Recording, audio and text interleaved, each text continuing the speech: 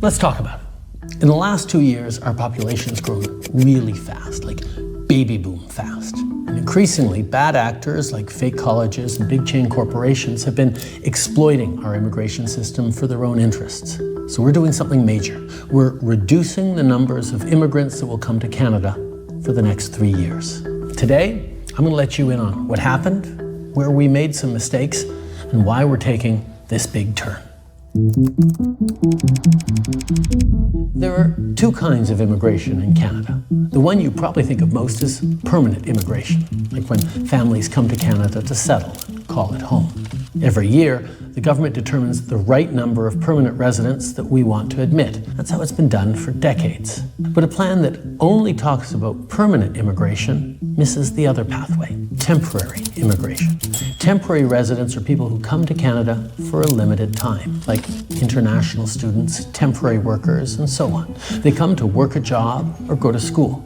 When the job is done or when they finish their degree, most return home. Some apply to stay as permanent residents, but most return home. So back to this year's plan. Historically, Canada's annual immigration plan just looked at permanent residents. The number of temporary students and workers that we admitted each year was left to the demands of the economy. It was usually a small proportion of our population, so it's never been a part of the long-term immigration plan. But after the pandemic, our economy came roaring back quickly, and we needed a lot of workers fast.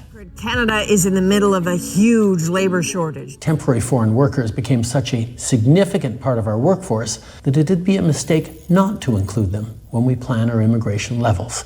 So this year, we did exactly that for the first time. We laid out a plan that sets targets for both permanent and temporary residents. This way, we're getting the full breakdown of people coming into our country so we can prepare the homes and infrastructure needed to support them.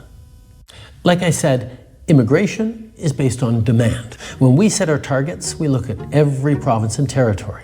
We ask the premiers, what are the gaps in your workforce? Is your population growing or getting older?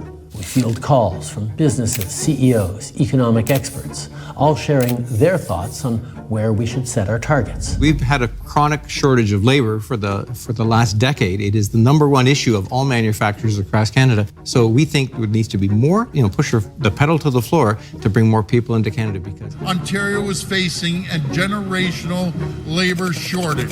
380,000 jobs are going unfilled. It's no surprise that every sector has different wants and needs when it comes to immigration. But after the pandemic, they all came to us with the same message. After 2 years with closed borders, we need more people, more workers, fast.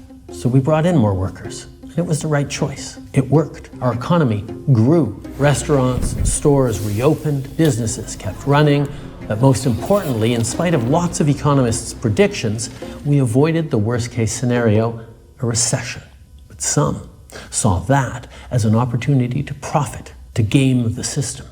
We've seen way too many large corporations doing this. The government says the program has been used to get around hiring Canadian workers in some instances. Far too many colleges and universities used international students to raise their bottom line. There are the diploma equivalent of puppy mills that are just churning out diplomas. There is fraud and abuse, and it needs to end. Because they could charge these students tens of thousands of dollars more for the same degree. And then there are really bad actors who outright exploit people, who target vulnerable immigrants with promises of jobs, diplomas, and easy pathways to citizenship, promises that would never come true. Looking back, when the post-pandemic boom cooled and businesses no longer needed the additional labor help, as a federal team, we could have acted quicker and turned off the taps faster. Now, it is time to make the adjustments to stabilize the immigration system that we need and get it working right for Canadians for right now. Immigration is primarily a federal job. We have the levers to rein it in, so we are. This is a big change, a major cut to immigration, reducing permanent immigration levels by at least 20%. A new string of measures to clamp down on temporary immigrants. That means a decrease in international students, temporary foreign workers. Canada's new immigration plan is straightforward. Lower the number of new immigrants coming into Canada, both temporary and permanent. We're prioritizing permanent residents with the skills we need, like healthcare workers for our hospitals and construction workers who will build more homes. And those temporary residents who are already in Canada, some will apply to stay in Canada as permanent residents. Since they're already here, established and working, the added pressure put on communities is very low. Or they'll leave Canada when their temporary residency expires, reducing our population.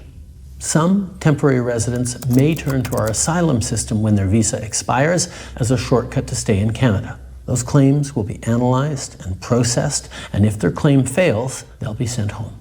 Between the amount of people coming and going, we'll effectively pause population growth for the next 2 years.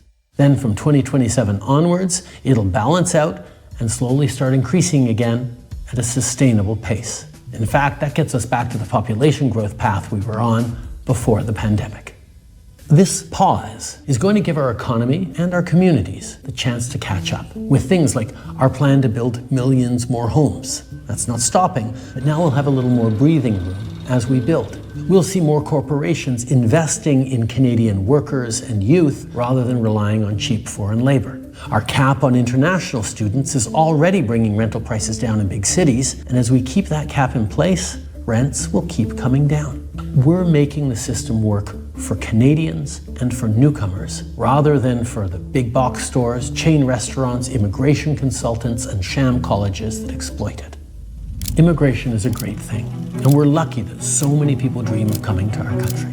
Fulfilling that dream depends on having a good job, a decent place to live, and health care that you can access when you need it. We have to make sure our population isn't getting out ahead of those things.